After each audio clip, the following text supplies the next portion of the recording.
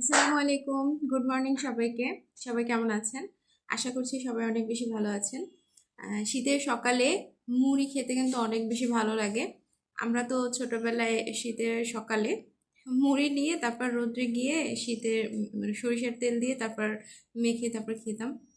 অনেক সময় চানাচুর থাকতো, অনেক সময় থাকতো না, শুধু মুড়ি খেতাম, খুবই মজা লাগতো। মোয়া, মুড়ি, চা এগুলো রোদে বসে খেতে মানে পড়তাম আর খেতাম। তো সেই সকালবেলার একটা ফিল পেতে বাহিরে অনেক কুয়াশা। এই যে জাইন বাবু ঘুম থেকে উঠে গেছে, অলরেডি সে অনেক কিছু খেয়ে ফেলেছে। না জাইন, তুমি খেয়ে ফেলেছো না? আচ্ছা, আমি হচ্ছে মুড়ি নিয়েছি, দেখতে পাই মুড়ি নিয়েছি, তারপর এখানে এই যে চানাচুর নিয়েছি, আর আরও নিয়েছি এখানে টমেটো, তারপর টমেটো, কাঁচামরিচ এবং পেঁয়াজ, এগুলো কেটে সুন্দর করে নিয়েছি। তো এখন এটাকে আমি মাখাবো। মাখানোর জন্য প্রথমে এই যে দেখতে পাচ্ছেন আমি কাঁচামরিচ, পেঁয়াজ এবং টমেটোগুলো দিয়ে দিলাম।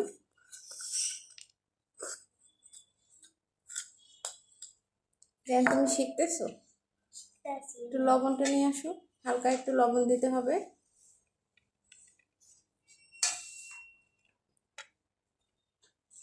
বেশি না, অল্প একটু লবণ, শুধু টমেটোর জন্য। আমি টমেটোর ভেতরের অংশটা নেই না, কারণ টমেটোর ভেতরের অংশটা নিলে যে মুড়িগুলো একদম নেতিয়ে যায়, মানে ওই যে পানি পানি একটা ভাব থাকে, এই কারণে। এটাকে প্রথমে হালকা একটু মিক্সড করে হালকা একটু এই যে সরিষার তেল দিয়ে দিচ্ছি। বাসায় অন্য সরিষার তেলও আছে, কিন্তু সেগুলো খাওয়া যায় না, ওগুলো একদম খাঁটি সরিষার তেল। পানি খেলে এমন ঝাঁজ, ঝাঁজের জন্য খাওয়া যায় না, এই কারণে আমি বাজার থেকে এই সরিষার তেলটা কিনে এনেছি। খেতে পারি না ওইটা, অনেক ঝাঁজ। একটা সাইকেল, এই সাইকেলটা কোন সময় কিনছো তুমি? এজন্য আব্বু কিনছে। কখন কিনছে?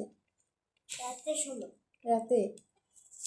এই যে দেখেন, এই যে মাখিয়ে নিচ্ছি খুব ভালো করে। এটা মাখানোর পরে আমি এখানে চানাচুর দিয়ে দিলাম।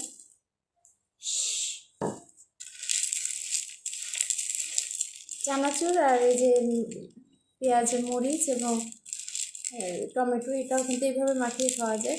এটা অনেক মজা লাগে, খুবই মজা লাগে। যারা এগুলো পছন্দ করে না তাদের কাছে তো ভালো লাগে না, কিন্তু আমার কাছে অনেক ভালো লাগে। আর একটু সরিষার তেল দিয়ে দিচ্ছি।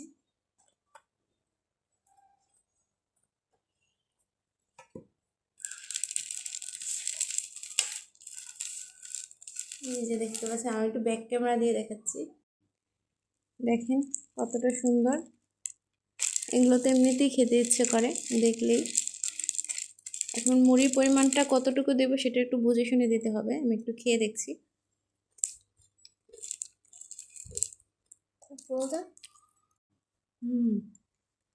অনেক মজা, অনেক টেস্টি।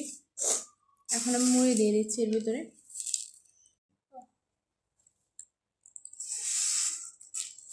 দিয়ে দিলাম মুড়ি।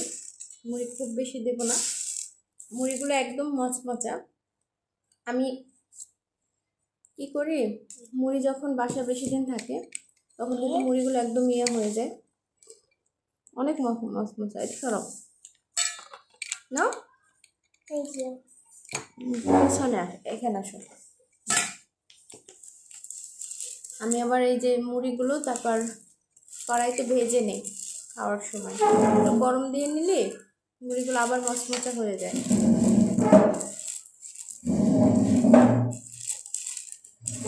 মনে হচ্ছে কম হয়ে গেছে, আর একটু দিয়ে নিই।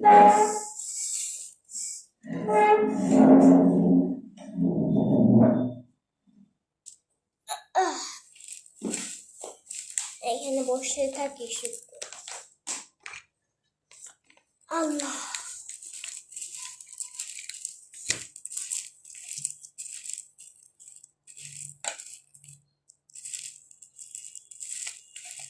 এই তো তৈরি হয়ে গেল মুড়ি মাখা। যে হ্যাঁ, এই যে দেখতে পাচ্ছেন মুড়ি মাখা আমাদের। যাই, খাও, খাওয়া শুরু করে দাও, হাত দিয়ে খাও এরকম।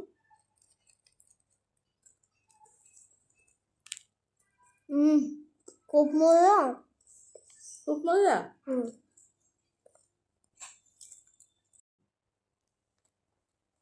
কেমন আসলে একটা মাছ এই অনেক মজা। মজা? এই দেখেন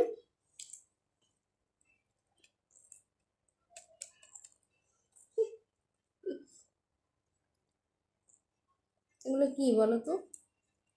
এরকম সব মুড়ি, টমেটো হুম। আর পেঁয়াজ আর আর কাঁচামরিচ। তাই? ও, তুমি তো সব জানো।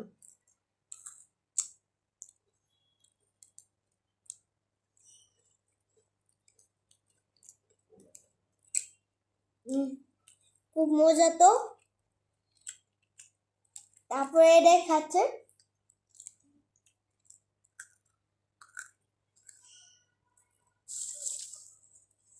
সব না গাই না। খাও তুমি।